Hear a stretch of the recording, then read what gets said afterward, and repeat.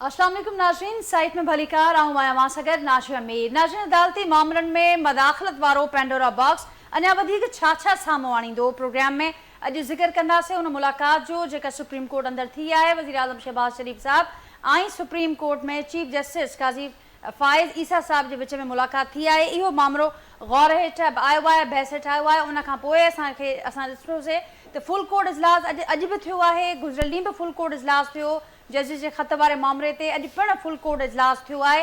हीउ मामिलो किथे वञी दंग कंदो, प्रोग्राम में एक्सपर्ट्स खां पैनलिस्ट खां उन ते ज़रूरु गुफ़्तगू थींदी। उन खां सवाइ कुझु ॿियूं डेवलपमेंट्स में असांखे नज़र अचनि पियूं। नाज़रीन, मख़सूस सीटुनि वारो जेको मामिलो आहे, मख़सूस सीटुनि वारे मामले ते हिकिड़े पासे अदालत पारां इलेक्शन कमीशन खां हाणे घुरायो पियो आहे उन्हनि जे नुमाइंदनि खे त हू अची ॿुधाइनि त हिन मामले खे फर्दर कीअं अॻियां हुननि जो मौक़िफ़ छा आहे, न त असीं पाण फ़ैसिलो कंदासीं हिन मामले ते।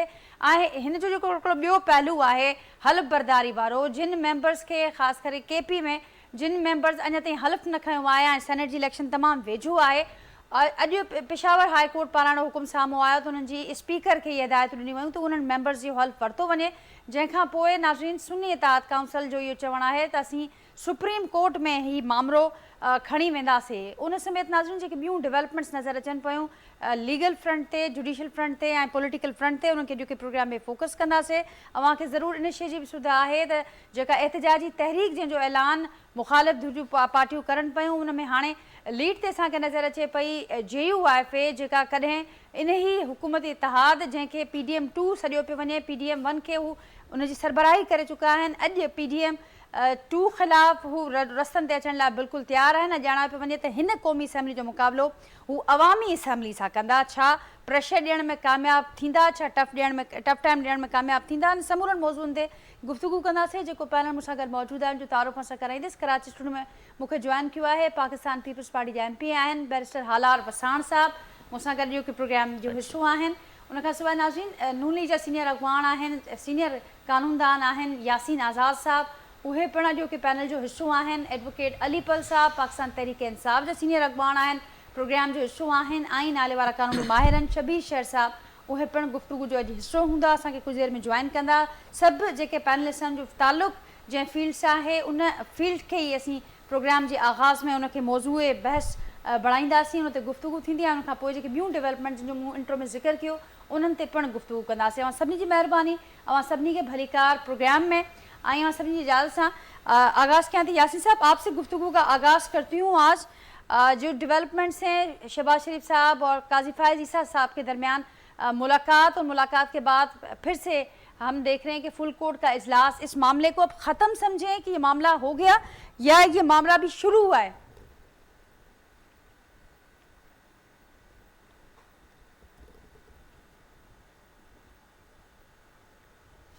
जी यासीन साहब, मेरी आवाज़ आप तक पहुंच रही है?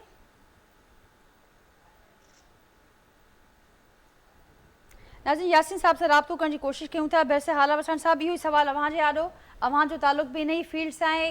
कीअं ॾिसो पिया हीउ मामले खे असां हिते ख़त्म सम्झूं, मुलाक़ात थी, फुल कोर्ट जा इजलास थिया, या हीउ मामिलो अञा शुरू थियो आहे? मां तव्हांखे अगरि फैक्चुअल ऐं बैकग्राउंड थोरो तव्हांखे ॿुधायां त 6 इस्लामाबाद हाई कोर्ट जा जस्टिसिस हुया जंहिं लेटर लिखियो सुप्रीम जुडिशल काउंसिल में, हू रहनुमाई हासिलु करणु चाहिनि पिया। हुननि जो एलिगेशन जंहिंखे चइबो आहे उहो इहो हुयो त असांखे इंटरफेरेंस थी कई वञे असांजे मामलात ते। अमूमन तव्हां जॾहिं वेंदा हो कोर्ट्स में वेंदा हो त कहिड़ी बेंच में कहिड़ा जजिस वेहणु खपनि, कीअं डिस्पोजेबल केस थींदो आहे, सॼो प्रोसीजर जे हिसाब सां हू था चवनि त असांखे इंटिमिडेशन जो करार असांखे सबबु ॾिनो वञे थो। पोइ उन खां पोइ वरी चीफ जस्टिस ऑफ पाकिस्तान जो नोटिस वरितो ऐं फुल कोर्ट मीटिंग कई। ऐं उन जो अॼु इहो तव्हां ॾिठो बि हूंदो त प्राइम मिनिस्टर अॼु पाण विया हुते सुप्रीम कोर्ट में, हुन सां मीटिंग बि थी, त जस्टिस मंसूर अली ख़ान सां बि मीटिंग जो रखियलु हुयो। सवाल इहो आहे त असांजी जेकी जुडिशरी आहे उनखे अंडरमाइन, उनजी इंडिपेंडेंस खे ऐं इंटीग्रिटी ते सवाल निशान थिए थो, अदा थिए थो। हाणे जेको तव्हांजो सवालु आहे त इहो बाक़ाइदा मां सम्झां थो इहो थ्रेट आहे असांजे रूल ऑफ लॉ ते ऐं इंडिपेंडेंस ऑफ जुडिशरी ते। इहो मामिलो आसानी सां ख़तमु न थींदो ऐं ज़ाहिरी ॻाल्हि आहे इन जो PTI उनखे फेवर में इहा वञे थी ॻाल्हि त जेके बि फ़ैसिला थिया आहिनि हालिया दौर में हू धमकाए थ्रेटनिंग करे ऐं पोइ फ़ैसिला विया आहिनि ऐं इन जी इंक्वायरी, इम्पार्शल इंक्वायरी इन्वेस्टिगेशन थियणु लाज़मी आहे। छो त हितों जे जेके लॉयर असांजा आहिनि, हाई कोर्ट बार एसोसिएशन आहे, सुप्रीम कोर्ट बार एसोसिएशन आहे, उहे पंहिंजे जेके लेटर लिखंदा उन में इहो ई चवंदा त हिन जी इम्पार्शियल इंक्वायरी थियणु खपे। छो त अगरि इहो अॼु मामिलो थियो आहे, तव्हां यादि हूंदो शौकत सिद्दीकी साहिबु, उन्हनि बि इहो ई मामिलो रेस कयो हुयो, पर तॾहिं उन्हनि जी के ॻाल्हि ॿुधे न पियो। त इहा ताईद थी वञे त अगरि असांजी इंडिपेंडेंस जुडिशरी नाहे त पोइ उनखे केरु थो रन करे, ऐं छा हिन में एग्ज़ीक्यूटिव ऐं एजेंसीज़ छा आहिनि इन में इन्वॉल्वमेंट। ऐं मूंखे हूअं पंहिंजी पर्सनली तौर ते फील नथो थिए जेके इहे रिमार्क्स जेके हिन छह इस्लामाबाद हाई कोर्ट जे जस्टिस ॾिना विया आहिनि, पर ऑब्वियसली जॾहिं हाणे इंक्वायरी थींदी, ऑब्वियसली वरी इहो मूंखे लॻे थो त हीअ सेनेट में असेंबली में बि इन ते ॻाल्हि वचोड़ थींदी त पोइ वधीक वाज़िया ॻाल्हि थींदी। ठीकु हालार साहब, जीअं मां टाइमिंग जो बि ज़िक्र कयो त टाइमिंग तमामु घणी इंपॉर्टेंट आहे, ऐं पाकिस्तान तहरीक इंसाफ़ ख़ुदि इहा ॻाल्हि बि करे पई त क़ानूनी हैसियत जेके PTI बानीअ मथां केसिस आहिनि हिन मामले जे साम्हूं अचण खां पोइ उहा ख़तमु थी वई आहे। त इहो बि थोरो ॿुधायो त छा हाणे इहो जजिस ते इहो मामिलो, इहो प्रेशर पवंदो त कहिड़नि कहिड़नि फ़ैसिलनि में हुननि खे दबाव जो खे फेस करणो पियो आहे उहे बि साम्हूं आणनि? सुप्रीम जुडिशियल काउंसिल में तव्हांखे यादि हूंदो त सभई मेंबर्स हूंदा आहिनि, इनमें पंहिंजे हर प्रोविंस जा हूंदा आहिनि, ऐं ऑब्वियसली इन जो हेड हूंदो आहे CJP। त हाणे अगरि मां सम्झां थो जेके 6 जस्टिसिस जे लिखिया लेटर, उन्हनि जे ते इहा रिस्पॉन्सिबिलिटी लाइ थी थिए त हू ॿुधाइनि त कहिड़े कहिड़नि केसिस ते हुननि ते फोर्स कयो वियो आहे, अनड्यू प्रेशर, अनड्यू इन्फ्लुएंस हुननि ते कयो वियो आहे। उन खां पोइ इहा इंक्वायरी थी सघे थी, ऐं जेकी फैक्ट फाइंडिंग हूंदी उहा ऑब्वियसली हर आवाम, हर सिटीज़न हितो चाहींदो त उहो पब्लिक जे साम्हूं थिए, ऐं जेके इवन अगरि फुल बेंच कोर्ट केस बि थिए थो त उहो बि लाइव हले ताकि जे सभई ॾिसी सघनि, हुन सां फ़ाइदो वठी सघनि। ठीकु, हुनजी ओपन हेयरिंग थियणु घुरिजे, या तव्हां सम्झो पिया तो हुनजी कार्रवाई सीधे से ही हलाइणु घुरिजे। यासीन साहब, आपकी तरफ आऊंगी। हालार साहब को आपने सुना, वो ये कह रहे हैं कि इम्पार्शियल इंक्वायरी, और ये कह रहे हैं कि अगर जो फुल कोर्ट की जो आगे की कार्रवाई होगी, जो मामला होंगे उनको भी सबको दिखाना चाहिए बरह रास्त, क्योंकि ये बहुत इंपॉर्टेंट मामला है और ये मामला वो आगे जाते हुए देख रहे हैं। आप इस मामले को कहाँ तक जाता हुआ देख रहे हैं, क्या कहेंगे आप?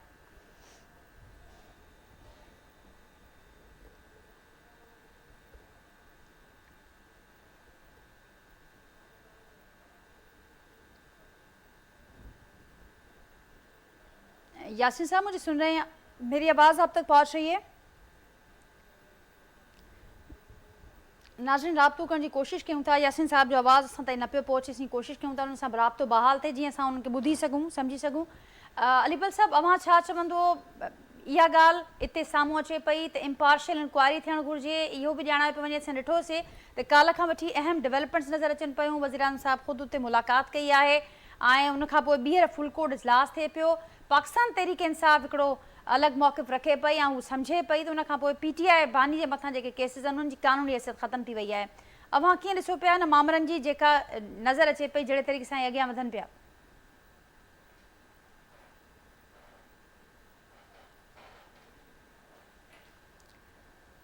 अलीपल साहब, पंहिंजो माइक अनम्यूट कजो, मुंहिंजो आवाज़ असां ताईं न पियो पहुचे। जी नाजिया, जेकॾहिं असीं बैरिस्टर हारार वसाण साहब जी रिकमेंडेशन खे चऊं त इहा अप्रूव थी वञे त उहा इम्पार्शियल इंक्वायरी कंहिंखां कराइजे? प्राइम मिनिस्टर ऑफ पाकिस्तान खे रखूं? जेकॾहिं प्राइम मिनिस्टर ऑफ पाकिस्तान खे जेको ख़ुदि 47 फॉर्म आहे, जेकॾहिं उन ते उनजे प्राइम मिनिस्टर थियण जे ख़िलाफ़ ई काफ़ी इंक्वायरी पेंडिंग पयूं आहिनि, त हीउ 45 फॉर्म कोन्हे, हीउ 47 आहे, हीउ खटे न आयो आहे। इहे इंक्वायरी जंहिंजे ख़िलाफ़ पेंडिंग हुजनि, छा उन ते क़ौम ट्रस्ट कंदी त उहो ISI या इहे जेके भई जेके एजेंसीज़ मेडलिंग कनि पियूं कोर्ट अफेयर्स में, इंडिपेंडेंस ऑफ जुडिशरी में, उनजी इंक्वायरी करे? पाकिस्तान में कहिड़ो ऑफिसर आहे जिते जॾहिं जजिस ई महफ़ूज़ न आहिनि? अॻे असीं प्रोटेस्ट, हर प्रोटेस्ट में या पब्लिक डिमांड इहा कंदा आहियूं त भई कंहिं बि सिटिंग हाई कोर्ट जे जज खां जेका आहे सा इंक्वायरी कराई वञे, छो जो असांखे ॿियनि ते भरोसो न हूंदो आहे। असांखे अॼु इहा ख़बर पइजी वई त जेको आहे सो इस्लामाबाद हाई कोर्ट जे जजनि सां कहिड़ी हालत आहे।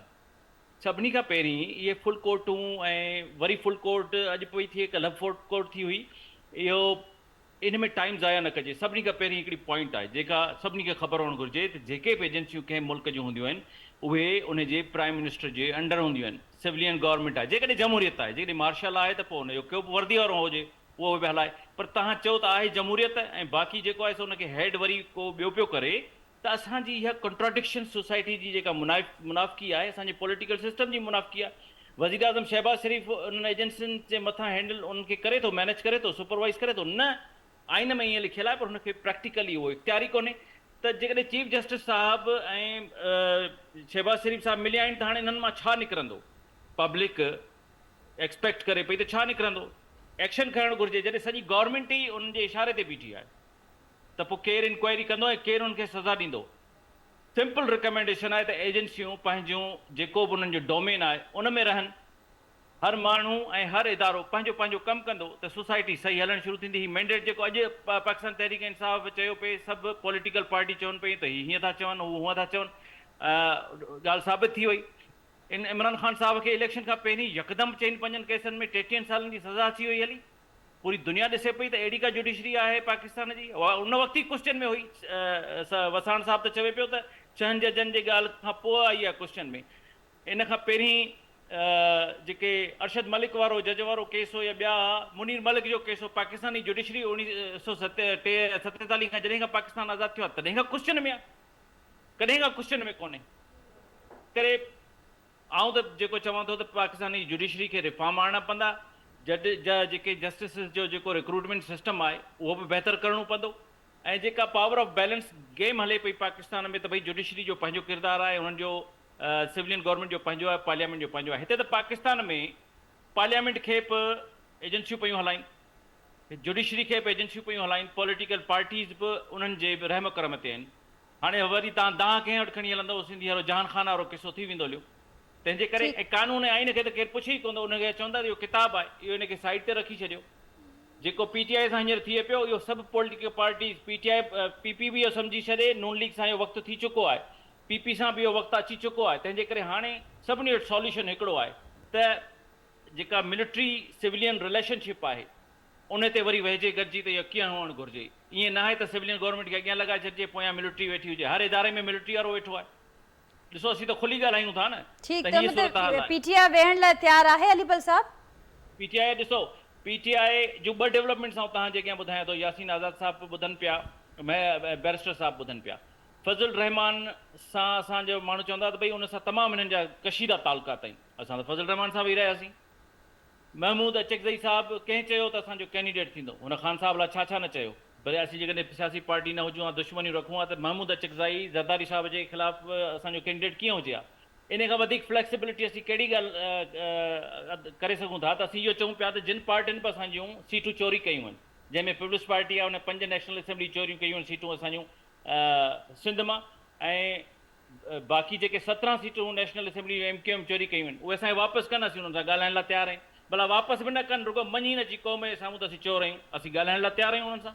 छो न ॻाल्हाईंदासीं, सियासी पार्टी आहियूं असीं। ठीक, यासीन आज़ाद साहब सां बि राब्तो बहाल थियो आहे। अलीपल साहब अवां खां ज़रूर मां बाद में इहो पुछंदसि त हाणे जेको मुख़्तलिफ़ जेके मौक़िफ़ साम्हूं अचनि पिया, कुझु पार्टी जा अॻवान उहा ई ॻाल्हि कनि पिया जंहिंजो ज़िक्र अवां कयो त कहिड़ी असीं फ्लैक्सिबल बि आहियूं, असीं ॻाल्हाइण बि चाहियूं था। कुझु पार्टी जे अवां जो अॻवान आहिनि जो मौक़िफ़ बिल्कुलु मुख़्तलिफ़ साम्हूं अचे पियो। त छा ही जेका कंफ्यूजन नज़र अचे पई अवां जे अंदरि सफ़ुनि में, छा इहे रुकावटूं आहिनि, इहे रुकावट पैदा करे पई ऐं इन करे हर पार्टी जे अंदरि नाज़िया, हर पार्टी जे अंदरि जेके आहिनि से कंपार्टमेंट हूंदा आहिनि, ब्लॉक्स हूंदा आहिनि। के चाहींदा आहिनि ॻाल्हियूं कजनि, के चवंदा आहिनि न, के कुंहिंजो रवैयो मीडियम हूंदो आहे, कंहिंजो एक्सट्रीमिस्ट हूंदो आहे। पर असां त प्रैक्टिकली साबित करे छॾियो न। फ़ैसिला ॾिसो असांजा। फज़ल रहमान सां वञी मिली असांजी टीम, उनखे चयूं त बाबा हलो गॾिजी कमु करियूं था, जेको बि आहे। उन खां पोइ वरी असीं महमूद अचकज़ई वारो मूं मिसाल ॾिनो, असां त प्रैक्टिकली कराए ॾेखारियो। We have matched our words with the deeds. बाक़ी हाणे असांजी सिफ़नि मां को हिकिड़ो बयानु ॾिए थो त वॾी सियासी पार्टी आहे, उनजो पंहिंजो मौक़िफ़ आहे, पर असीं फ़ैसिला करे पंहिंजे पाण खे साबित करे चुका आहियूं त असीं ॻाल्हियुनि लाइ तयारु आहियूं। ठीक, क़ौम जी ख़ातिर ऐं हिन मुल्क जी ख़ातिर सिस्टम खे बहितर करणो आहे। त ठीक, नंढड़ी ॻाल्हि यासीन आज़ाद साहब वेठो आहे, ऐं नंढड़ी ॻाल्हि करियां। ऐं बैरिस्टर साहब, अॼु असां 53 केस दाख़िल कया आहिनि ट्रिब्यूनल में, इलेक्शन कमीशन मां, हाई कोर्ट मां थींदा थींदा हिते पहुता आहियूं। असांखे ख़बर आहे इलेक्शन कमीशन जे अंदरि एजेंसियुनि जी ऑफिस आहे, असांखे ख़बर आहे त कोर्टूं कीअं थियूं हलनि, ट्रिब्यूनल्स में छा थींदो, फ़ैसिला कहिड़ा ईंदा। पर उनजे बावजूदि बि असीं त इदारनि ते भरोसो करियूं पिया। असांखे उमेदु आहे त इन्हनि इदारनि मां ई इंसाफ़ मिलणो आहे। तंहिंजे करे असांखे पाकिस्तान बार काउंसिल आहे, सिंध बार काउंसिल आहे, सुप्रीम कोर्ट बार काउंसिल आहे, इहे प्रेशर विझनि त रिफॉर्म्स आणीनि जुडिशरी में। ऐं पर मूंखे ॾाढी सुठी ॻाल्हि लॻी आहे त इन्हनि 6 जजनि में घटि हिमत आहे जो इहे जस्टिस मुनीर न थिया। इन्हनि अॻिते अची जेको आहे सो ॿुधायो त बाबा हीअ हालत आहे असां। ठीक है, त अलीपल साहब हाणे मां सम्झो पिया त ही हिकिड़ी शुरूआत बहितर थी आहे, हिकिड़ी गोल्डन अपॉर्चुनिटी आहे सभिनी जे लाइ त सभु स्टेक होल्डर्स गॾिजी वेही करे अहिड़ियूं अपॉर्चुनिटीज़ आयूं अहिड़ियूं अपॉर्चुनिटीज़ आयूं। शौकत सिद्दीकी वारो केस हो न, उहो भले पीटीआई जी फेवर में न बि हुजे, पर अलीपल चवे थो त उनजो बि फ़ैसिलो थियणु घुरिजे हा। अहिड़ियूं अपॉर्चुनिटीज़ पाकिस्तान में 1947 खां केतिरियूं आयूं आहिनि, असां उन्हनि खे विञाए छॾियो आहे। हीअ अपॉर्चुनिटी असां मुफ़ादनि ख़ातिर, सियासी मुफ़ादनि ख़ातिर अॻे चयो हो त पॉलिटिकल पार्टीज़ फ़ैसिलो करे छॾीनि त असांखे 47 न थियणो आहे, इक़्तिदार त क़ुर्बानी ॾियणी आहे। एजेंसियूं जेके आहिनि से उनखे सुभाणे को बि माण्हू हथ न ईंदो, उहे वरी पॉलिटिकल पार्टीज़ वटि ईंदा। ठीक है अलीपल साहब, पॉइंट टेकन। यासीन आजाद साहब से भी राब्तो बहाल थियो है। यासीन साहब, मेरी आवाज अब आप तक पहुंच रही है?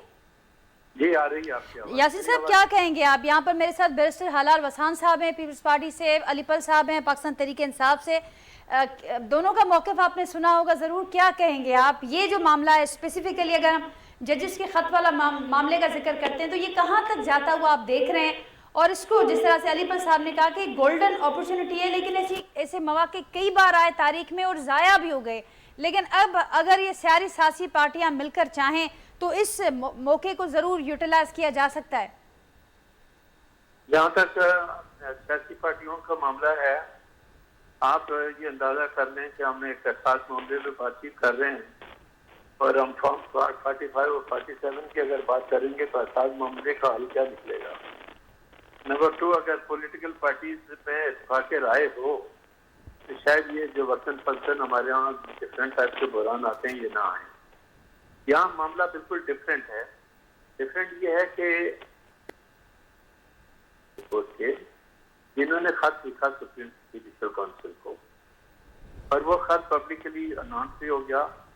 अब माजी में आपको याद होगा कि शौकत सिद्दीकी साहब ने इस्लामाबाद हाईकोर्ट बार से जब स्पीच कर रहे थे तो उन्होंने अपनी माँ की कसम उठा के कही थी और उन्होंने बाकायदा नाम दिया था फैज अली का कि उन्होंने मुझे से कहा है कि आप अपना अपना आदमी को सजा सुना दें।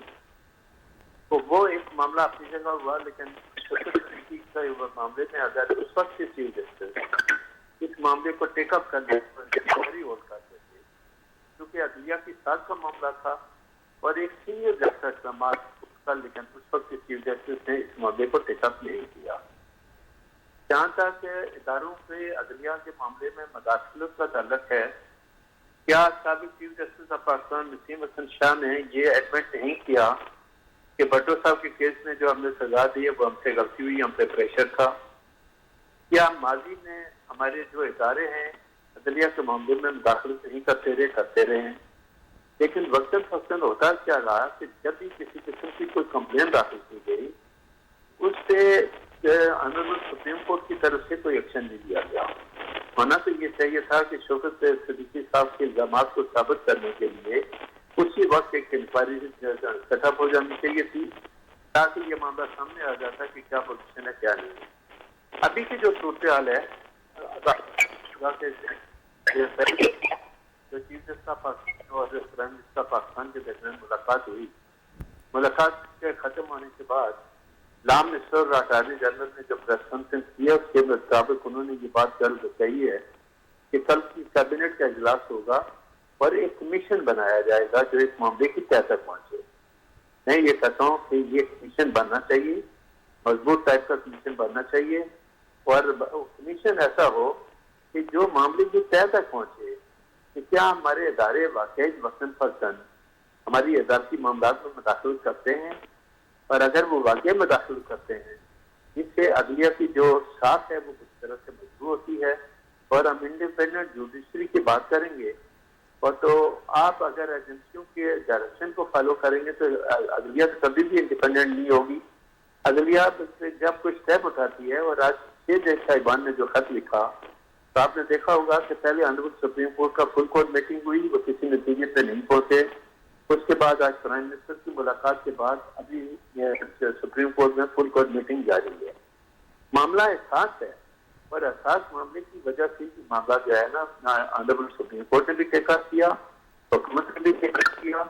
और मेरे नजदीक मसला एहसास इसलिए है कि जब हमारी अदलिया के 6 जज साहिबान ने तहरीक तौर पर यह कहा हमें आजादाना तौर पर काम करने की इजाजत नहीं दी जा रही, इसका मतलब ये हो गया कि कहीं ना कहीं से अदलिया के मामले में जो मुदाखलत हो रही है, अगर इस मामले को टेकअप किया जाए और जो ताकतवर लोग हैं उनके साथ बैठ के भी मामला तय किया जाए और उनको कहा जाए कि आप जो पाकिस्तान की अदलिया का है, अदलिया के मामले में मुदाखलत करना बंद कर दें। क्या शौकत सदीकी साहब ने ये नहीं कहा कि फैज अमीन ने मुझे कहा था कि नवाज शरीफ और मरीम नवाज को सजा सुना दें, लेकिन अगर उस वक्त ये इंक्वायरी हो जाती, कमीशन बन जाता, तो शायद आज जो 6 जजों ने खत लिखा इसकी जरूरत न पड़ती। और 6 जजों के खत को देखने के बाद आपने देखा होगा कि ऑनरेबल सुप्रीम कोर्ट ने भी इस मामले को टेकअप किया, हुकूमत ने भी टेकअप किया, प्राइम मिनिस्टर खुद चीफ जस्टिस पाकिस्तान के पास गया और उन्होंने मीटिंग की। अभी फुल कोर्ट मीटिंग हो रही है, ऑनरेबल सुप्रीम कोर्ट क्या डिसाइड करता है, लेकिन हुकूमती सतह पे जो मेरे पास इंफॉर्मेशन है उसके मुताबिक कमीशन बनेगा और कोशिश ये की जा रही है कि कोई रिटायर्ड जज हो सुप्रीम कोर्ट का, जिसकी जानकारी और साथ से कोई आदमी उम्मीद उठा सके, उसको उस कमीशन का हेड बनाया जाए और वह इंक्वायरी करे। और मैं कहता हूँ कि ये इंक्वायरी उन लोगों के कभी कोई आदमी शामिल होना चाहिए जिनके मुताबिक ये एलिगेशन है कि वो अदलिया के मामले में मुदाखलत करते हैं, ताकि उनको ये पता चले कि आप वो पाकिस्तान नहीं है कि पहली बात को आप खामोश कर लेते थे। आप मीडिया काफी आजाद हो चुका, कोई चीज बची छुपी नहीं रहती। तो सवाल ये पता है कि हमारे वो इदारे आप अदलिया के मामले में दाखिल क्यों करते हैं। इसलिए मैं आपने पाकिस्तान बार काउंसिल की रेजोल्यूशन देख लें, सुप्रीम कोर्ट बार की देख लें, तमाम सूबाई बार जो बार काउंसिल हैं या बार स्टेशन हैं, सब ने एक मामला टेकअप किया। और हम ये कहते हैं कि इसकी तय तक जाना जरूरी है कि जो देखें शौकत सदीकी साहब ने तो बाकायदा नाम लिया था जी। यहाँ ऑनरेबल सुप्रीम कोर्ट के हाई कोर्ट के 6 जजों ने जो खत लिखा, उन्होंने किसी को नॉमिनेट नहीं किया उस शौकत सदीकी साहब वाले मामले में, और इसमें फर्क है। मेरे नजदीक हाई कोर्ट के 6 जज साहबान ने जो लेटर लिखा, अगर वो किसी को नॉमिनेट भी कर देते कि ये इदारा जो हमारे मामले में मुदाखलत करता है तो ज्यादा मुनासिब था, ताकि ये क्लियर हो जाता है कि कौन सा इदारा जो हमारे मामले में मुदाखलत कर रहा है। ठीक, यासीन साहब आपने कहा कि अगर किसी को नॉमिनेट कर दे तो बात करना चाहता हूँ जी जी, और सिर्फ ये कहना चाहता हूँ कि हम अदलिया की आजादी पे किसी किस्म की आंच नहीं होने देंगे। ये मामला एंड होना चाहिए, इस मामले का परमानेंट हल निकलना चाहिए और इदारों को अपनी अपनी आईनी हदूद के अंदर रह के काम करना चाहिए ताकि मुल्क का सिस्टम चले। ठीक ठीक, यासीन साहब कहते हैं कि इसका कोई परमानेंट हल निकलना चाहिए और अब से ये जो एक मौका है, कुछ ऐसी बात अलीपल साहब ने भी कही, हालार साहब ने कही। हालार साहब हाणे जेका ॻाल्हि हू कनि पिया, इंतज़ारु थिए पियो ज़ाहिर आहे त फुल कोर्ट सुप्रीम कोर्ट जे फ्रंट तां ई मामला हाणे अॻियां छा था अचनि, छा ॿुधाए पियो वञे। यासीन साहब एक्सपेक्ट कनि पिया त हिकिड़ो कमीशन, आज़ादानो कमीशन हूंदो ऐं कंहिं रिटायर्ड जज जी सरबराही में हू अॻियां थींदो। कीअं ॾिसो पिया पार्लियामेंट जो किरदारु हिन में समूरे प्रोसेस में केतिरो अहम हूंदो? ॾिसो, 3 असांजा मेन फंक्शन्स आहिनि, पिलर्स आहिनि। हिकु हूंदी आहे जुडिशरी, हिकु हूंदी आहे एग्ज़ीक्यूटिव, हिकु हूंदी आहे पार्लियामेंट ऑब्वियसली। ऐं हाणे ज़ाहिरी ॻाल्हि आहे, जेकी सही ॻाल्हि कई यासीन आज़ाद साहब, त हिन केस ऐं हुन केस में इहो फ़र्क़ु आहे त हिननि नॉमिनेट न कयो आहे, जेको मेन माण्हू हूंदो आहे, जेको एसोसिएटेड हूंदो आहे, त इहो बर्डन ऑफ प्रूफ इन्हनि 6 इस्लामाबाद हाई कोर्ट जजिस ते ई रेस्ट करे थो। त हू पंहिंजे कमिटी जॾहिं कमीशन थींदी त उनमें वाज़ह कनि विथ एविडेंस कि हुननि खे कंहिं इंटिमिडेट कयो आहे। ऐं ज़ाहिरी ॻाल्हि आहे, जॾहिं फुल कोर्ट मीटिंग थींदी त हिन जो बयान बि साम्हूं ईंदो, कल्ह बि हुई। हिन जो सोल्यूशन जेको असांखे सम्झ में अचे थो, अहिड़ा केसिस हमेशह पंहिंजे पास में बि रहिया आहिनि, पर कंहिं इन खे न एतिरो सीरियसनेस सां ॾिठो न आहे, न हिन खे डील कयो आहे। ऐं हीअ मुंहिंजे ख़्याल में हिकु अहम मौक़ो आहे असां वटि पंहिंजे पाकिस्तान जी जुडिशरी हिस्ट्री में, त असां जुडिशल रिफॉर्म सां गॾु खणी अचूं त जॾहिं बि को अगरि जस्टिस अगरि हू अनड्यू इन्फ्लुएंस जो शिकार थिए थो, त जीअं हिननि रिपोर्ट कयो आहे उहे रिपोर्ट कनि, बट उन जो सोल्यूशन बि निकिरे, आवाम जे साम्हूं अचे, ताकी हिकु मुद्दो ख़बर पए पब्लिक खे त जंहिंखे असांजे टैक्स पेयर सां असांजे जेको रिफॉर्म्स हलनि था, जुडिशरी आहे, एग्ज़ीक्यूटिव पावर्स आहे, उन्हनि ते कहिड़ी एलिगेशन्स लॻंदियूं ऐं छा उन जो सोल्यूशन निकिरे थो। ऑब्वियसली ॾाढो क्रिटिकल आहे। अलीपल साहब ॻाल्हि कई त असांजी इम्पार्शियल इंक्वायरी केरु करे। इम्पार्शियल इंक्वायरी त मां सम्झां थो त जेको हिन महिल मोस्ट सीनियर आहे चीफ जस्टिस ऑफ पाकिस्तान, जंहिं ते सुप्रीम जुडिशल काउंसिल जो उहे पार आहिनि हुकुम, त उहे करे सघंदा, उहे कमिटी ठाहे सघंदा, पोइ खणी रिटायर्ड जजिस जी हुजे ऐं जेके बि हुजे। पर अगरि पाण खे सही डायरेक्शन में वञिणो आहे, पंहिंजे ऑब्वियसली हमेशह सवालियात उथंदा आहिनि पंहिंजी जुडिशरी ते, उन खे ओवरकम करण लाइ, उन जो आउटकम ॾियण लाइ असांजे लाइ ॾाढो ज़रूरी आहे हिन स्टेज ते त असां हिकु पॉज़िटिव आउटकम खणी अचूं आवाम जे साम्हूं, पब्लिक जे साम्हूं। उहो थ्रू जेको मूं तव्हांजी ॻाल्हि कयो त फुल कोर्ट हेयरिंग हूंदी त अवाम बि उनखे ॾिसी सघंदी, जीअं ज़ुल्फ़िकार भुट्टो साहिब जो केस हले पियो। ऐं मां हिकु ॿी ॻाल्हि कंदुमि, सही ॻाल्हि कई त जेकी असांजी पीपल्स पार्टी 5 सीटूं खणी वई आहे, छा खणी वई आहे, इहे एलिगेशन्स आहिनि। अगरि हीअ चवनि था ट्राइब्यूनल में विया आहिनि, उनखां पोइ हाई कोर्ट में वञनि था, उतों बि हिननि जी रद्द थिए थी त सुप्रीम कोर्ट में हिननि जो लास्ट रिज़ॉर्ट आहे, उते वञी सघनि था। असल में एविडेंस ॾियणो पवंदो आहे, साबित सबूत ॾियणो पवंदो आहे त हीअ असां सम्झूं था ऐं हिते असांजी डुप्लीकेट फॉर्म 45 ठहिया आहिनि, छा ठहिया आहिनि। बट हर कंहिंजी पंहिंजो रायो आहे, मौक़ुफ़ आहे। ईअं त असां बि चई सघूं था त 2018 में हिननि वधीक सीटूं खयूं जेके हिननि खे न खणियूं हुयूं, बट इहो ऑब्वियसली इहो जुडिशरी ते आहे त उहो पाण डिसाइड कंदो। बाक़ी मां सम्झां थो हीउ जेको केस आहे इहो ॾाढो सेंसिटिव आहे ऐं सीरियसनेस आहे, छो त अगरि यूके में अगरि अहिड़े क़िस्म जो केस थिया त उते फौरी तौर ते हू डील करना ऐं सभई बि जेके बि हुजनि 6 इस्लामाबाद हाई कोर्ट जा जजिस हुजनि उनखे हिनमहिल घुरायो वञे ऐं उनखां स्टेटमेंट वठी ऐं अवाम बगरी कोई पिया जीअं यासिन साहब ॻाल्हि कई त हीअ ज़ाहिर हिकिड़ो असांखे तसलसुल नज़र अचे पियो अहिड़नि वाक़िअनि जो, ऐं सोल्यूशन न निकितो। अॻु इंक्वायरी जेकॾहिं थी वञे हा, अॻु जेकॾहिं आज़ादाणो को कमीशन जुड़ी पवे हा त शायदि हीअ मामला, हीअ सूरत हाल असांखे अॼु नज़र न पिए। मां सम्झां थो त इहो चीफ जस्टिस ऑफ पाकिस्तान ॾाढो इनसार कंदो आहे त केरु स्ट्रॉन्ग हूंदा आहिनि, के वरी थोरा लीनियंसी हूंदा आहिनि, ऐं हिन ते असां ते पूरो एतमाद आहे त जीअं शहीद ज़ुल्फ़िकार भुट्टो साहिब जो केस हिननि जे दौर में थियो आहे त इहो बि थींदो। ऐं इन्हनि ते हिकु जेको सवालिया निशान आहे जुडिशरी ते हमेशह, आम पब्लिक खे तव्हां वञो त उहो चवंदा आहिनि यार इंसाफ़ नहीं मिल रहो, असांजो मिसकैरेज ऑफ जस्टिस आहे। त इन खे अगरि डील करण जे लाइ त लॉयर्स अगरि प्रेशर में अचनि था ऐं असां उन्हनि जी इंटीग्रिटी ते सवालिया निशान थो थिए, रूल ऑफ लॉ जेको हमेशह हर कानूनदान ते ॻाल्हि कंदो आहे त पार्लियामेंट में असां रूल ऑफ लॉ चयूं था, उन ते अगरि को क्वेश्चन थिए थो त इहा हिन जी ज़िम्मेदारी थिए थी ऐं अदलिया फौरी तौर ते ही कमीशन सेट करे। ठीकु, हर साहब अवां जी ॻाल्हि खे अॻियां वधाईंदे अलीपर साहब अवां छा चवंदो, ऐं जेके ॻाल्हियूं अवां कयूं इम्पार्शियल इंक्वायरी जूं, उन हवाले सां बि मौक़िफ़ साम्हूं अचे पियो त ही जेकॾहिं हर शइ हर कार्रवाई ओपन हूंदी, सभिनि जे आॾो हूंदी त पोइ इहे ख़दशा बि ख़तम थी सघनि था। अवां एग्री कयो था? नाजिया यासीन साहब ॻाल्हि कई त इस केस में फ़र्क है जी, जो शौकत अजीज का केस है और उसमें फ़र्क है, बिल्कुल फ़र्क है। लेकिन मैं कहता हूँ this case is more important than Shaukat Aziz. Shaukat Aziz ने तो एक शख्स पे इल्ज़ाम लगा दिया कि ये शख्स है, ये एजेंसियों में से जो मुझे तंग कर रहा है। ये एक शख्स है, वो ख़राब हो सकता है, लेकिन इन 6 जजों ने तो पूरी एजेंसीज की मेडलिंग बता दी कि ये है। वो तो लाजमी अब इन्वेस्टिगेशन इंक्वायरी जो भी फर्दर होगी उसमें आ जाएगा कि वो कौन था, एजेंसियों में कौन कौन है जो इस्तेमाल हो रहा है। मैं कहता हूं कि एक शख्स, उसको भी सजा मिलनी चाहिए थी, और इन 6 जजों को जो तंग कर रहा है वो भी इंस्पेक्टर लेवल का बंदा भी उन्होंने बताया उसमें, उनको भी सजा मिलनी चाहिए। और एक ही दफा फैसला कर लें पार्लियामेंट, जुडिशरी, सारे इदारे मिलकर कि किस इदारे की बाउंड्रीज क्या हैं। पहला। दूसरी बात, हर मौका आता है, हम 4 दिन 5 दिन करते हैं, 6ठे दिन बैठ जाते हैं, बार काउंसिल रेजोल्यूशंस पास कर लेते हैं। असगर खान का केस किसी को याद है या नहीं है? असगर खान का केस हमारे सबके सामने एक प्रेसिडेंट पड़ा हुआ है, जिसमें कहा गया था कि मोहतरमा बेनज़ीर भुट्टो साहिबा की जो गई थी, हुकूमत गई थी, उसमें किसने पैसे दिए थे, किसने जो है वो इतिहाद बनवाए थे, उस केस में सारा मेंशन है। अगर हमें जी अलीपर साहब,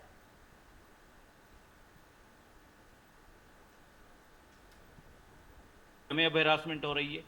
देखें, आज पाकिस्तान की जुडिशरी पे सब क्वेश्चन उठा रहे हैं कि जजेस आर सीकिंग जस्टिस, जजेस खुद इंसाफ मांग रहे हैं। ये हंसी वाली बात नहीं है सबके लिए।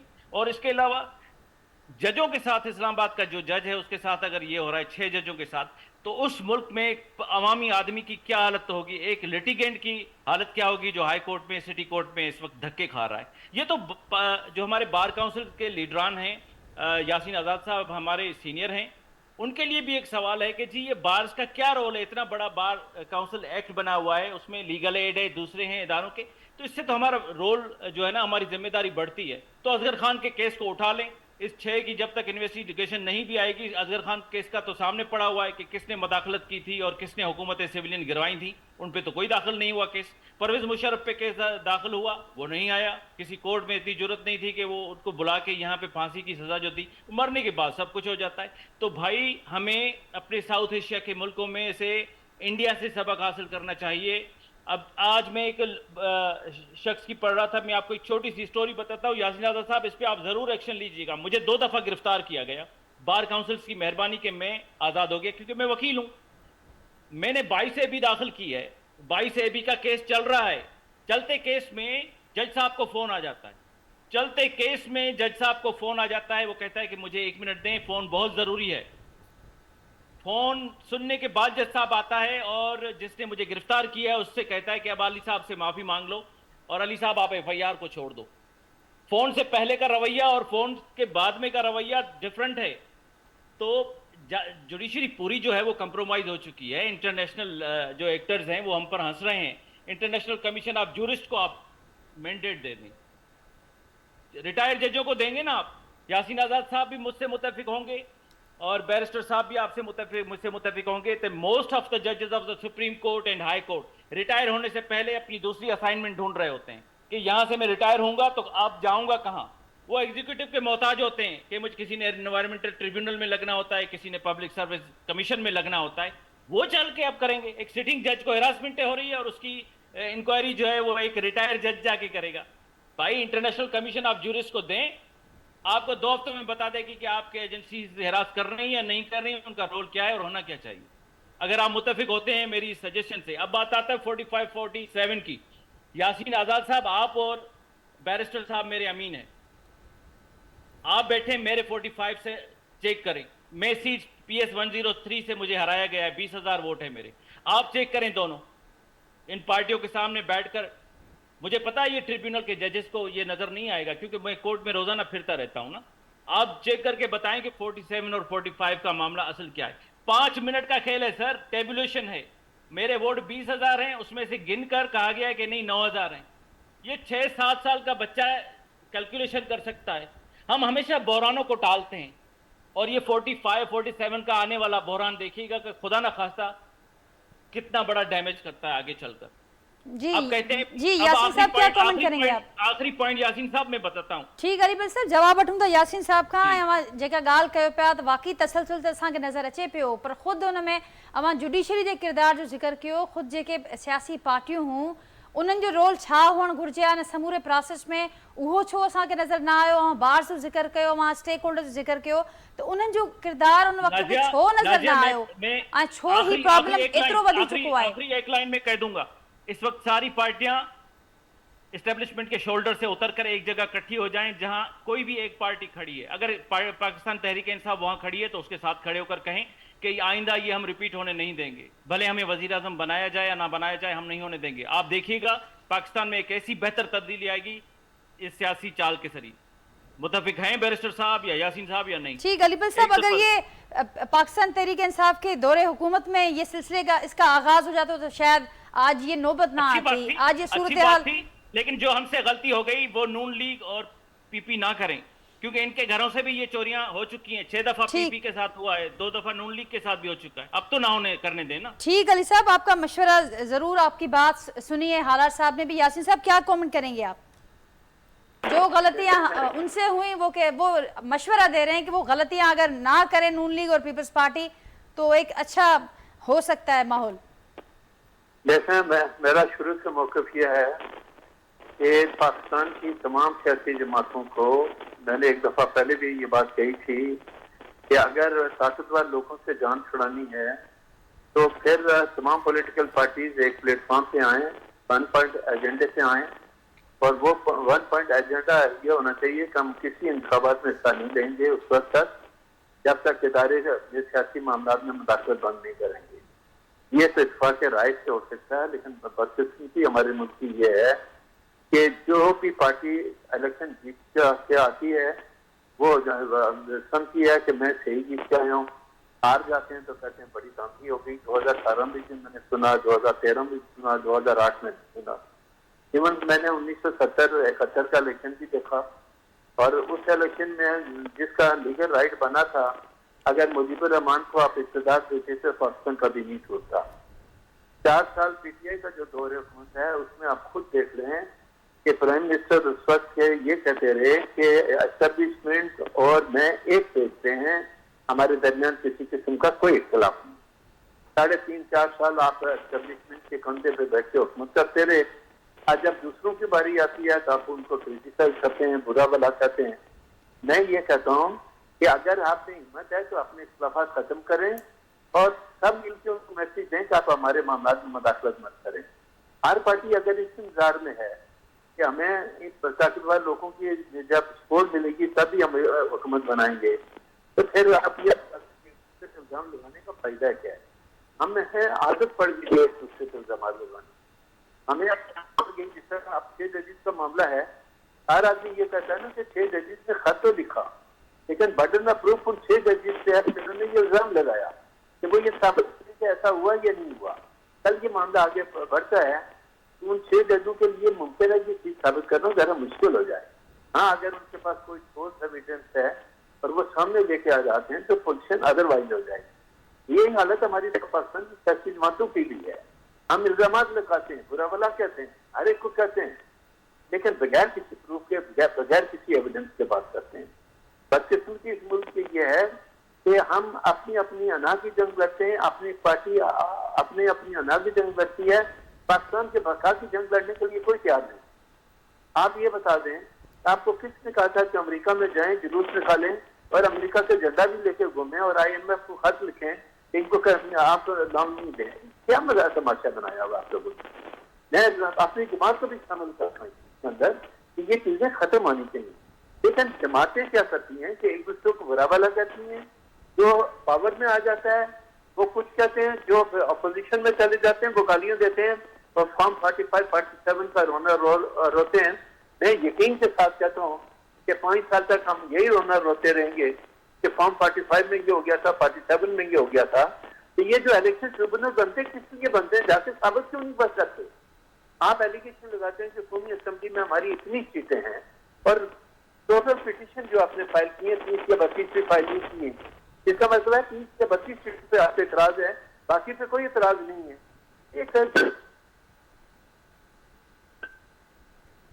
ठीक है यासीन साहब, आपकी बात का आगे बढ़ाऊंगी। हालार साहब, कमेंट कजो ऐं इन जेका समूरी ते गुफ्तगू थी आहे, पॉलिटिकल स्पेस श्रिंक थियण जो जेको मामलो आहे रुगो ऑपोजिशन जे में हूंदे ई छो यादि अचे थो, छो हुकूमत में वेठल हाणे जीअं अली प्रसाद ज़िक्र कयो त तव्हां ॿई जेके पार्टियूं असांखे इतिहाद में ॿियूं बि पार्टियूं आहिनि पर जेके मुख्य पार्टियूं नज़र अचनि पियूं, छा उन्हनि खे अहसासु आहे इन समूरी सूरत हाल जो?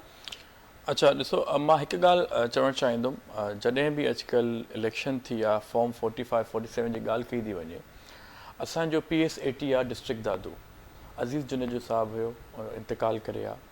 अॼु बिना मुक़ाबले अनअपोस्ट ज़ुबैर जुनेजो साहब इलेक्शन खटे आहे। पोइ हिते छो न केरु विरहे थो? GD आहे, PTI आहे, ॿियूं पार्टीज़ आहिनि, कंटेस्ट करे सघंदियूं, पर कंहिं डिसाइड न कयो। रही ॻाल्हि, अगरि असां ॿिए जेको ही टॉपिक डिस्कस था कनि, ही असांखे था सम्झाइनि त असां हिकु प्लेटफॉर्म ते अचूं। ऐं जहां तव्हांखे ख़बर आहे त आसिफ अली ज़रदारी साहिबु मफ़ावत जो बादशाह आहे, असां त हमेशह कोशिशि कई त सभई पॉलिटिक्स पार्टीज़ खे असां गॾु खणी हलो। इवन असांजी जेकी पार्लियामेंट्री मीटिंग हुई बिफोर टेकिंग एन ओथ, त बिलावल साहिबु इहा ई असांखे सभिनि खे रिक्वेस्ट कई त तव्हां सभिनि जेके बि इवन अपोजिशन्स आहिनि, बैक बेंचर्स आहिनि, उन्हनि खे तव्हां गॾु खणी हलो। रुकावट किथे आहे? रुकावट हिननि जे तरफ़ूं आहे, ओथ केरु खणण लाइ तयारु कोन्हे, अञा बि GDA जा मेंबर्स ओथ नथा खणनि। ठीकु आहे, सुन्नी इतिहाद काउंसिल आहे ऐं हिननि जा जेके MPAs आहिनि उहो बि असां सां ठीकु लॻा पिया आहिनि, उन्हनि खे को इशू कोन्हे। इशू ही आहिनि जेके हाराया आहिनि, जेके ॿाहिरि वेठा आहिनि, इहे पंहिंजे पाण खे चवनि था। ऐं ऑब्वियसली असांजो डायरेक्शन पॉलिटिकल पार्टीज़ जो हमेशह हिकु सिमत में हुजे त उहो मज़बूत आहे, ताकी असां ॿिए कंहिंखे स्पेस ॾियूं कोन। ऐं इंटरफेरेंस अगरि ॿी कंहिं ऑर्गेनाइज़ेशन जे तरफ़ों थिए थी त इहे पॉलिटिकल पार्टीज़ की जेकी जमहूरियत असां चवंदा सो कॉल जमहूरियत, उन ते सवाल निशान थिए थो। हिननि खे खपे त हीअ असां सां वेहनि, हुकूमत सां गॾु वेहनि, टेबल टॉक्स थियनि। इमरान ख़ान छो फेल थियो? हू चवंदो त मां कंहिंसां न ॻाल्हाईंदुमि, त इन जो नतीजो इहो ई हुयो, जंहिंजे सपोर्ट ते आहे उन्हनि जे सपोर्ट हेठि किरी पियो। इलेक्शन जो ज़िक्र कनि पिया त असीं KP जो वॾो वज़ीर पाण वञी मिलियो वज़ीर आज़म साहिब सां ऐं उन्हनि इख़्तिलाफ़नि जो ज़िक्र कयो, महमूद ख़ान अचकज़ई साहिब जो ज़िक्र कयो, अलीपल साहिब हिते, उन्हनि खे कीअं पिया ॾिसो? हू चवनि था असीं एक्शन्स असांजा ॻाल्हाइनि था। ॾिसो, पहिरियों हुन जी लैंग्वेज ॾिसो। KPK जो CM आहे ऐं CM को असां एक्सपेक्ट कयूं था त हू जेके असांजी रूल्स एंड रेगुलेशन्स हूंदा आहिनि असेंबली में, उन तहत ॻाल्हाइणु उनजो खपिजे थो।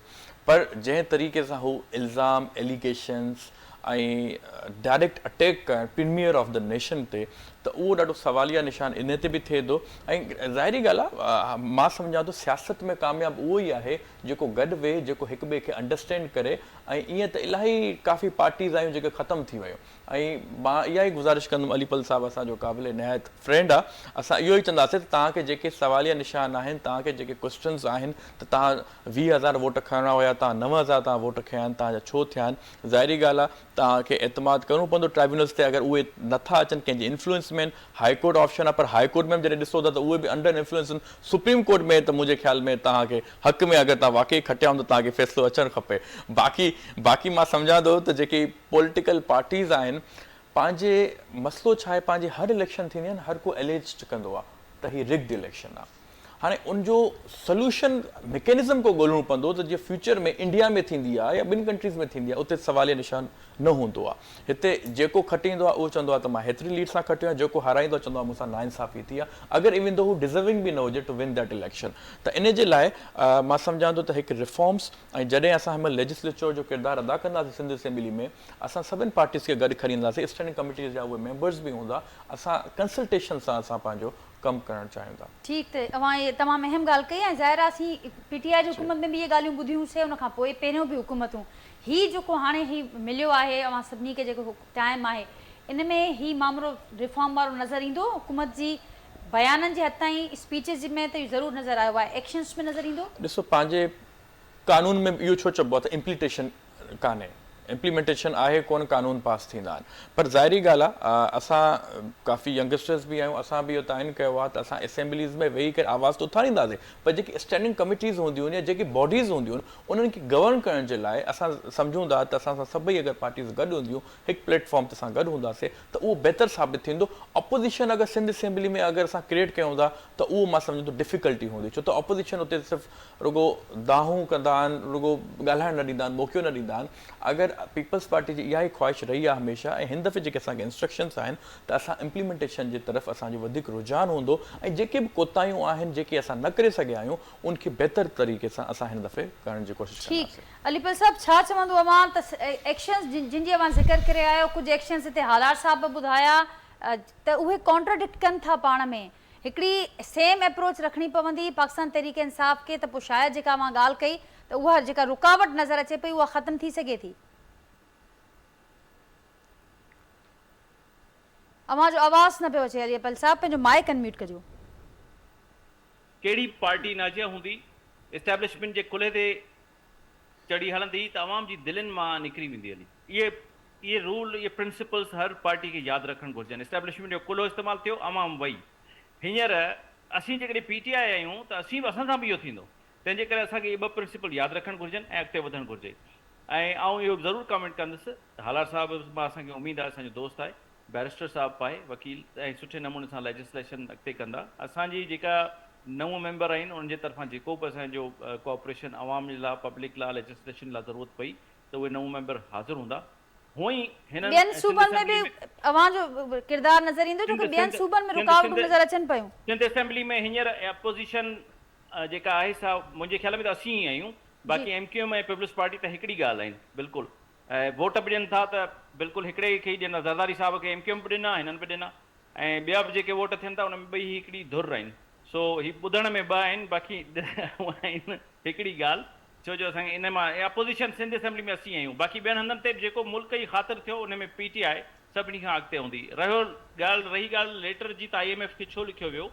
ॾिसो, वॾा मुल्क ते कर्ज़ खणनि था, उहे इंडिविजुअल खणी हलिया था वञनि, पोइ ज़िमेदारी वरी पोइ उन्हनि माण्हुनि जी अचे थी जंहिंखे पाकिस्तान जो हूंदो आहे न उल्को।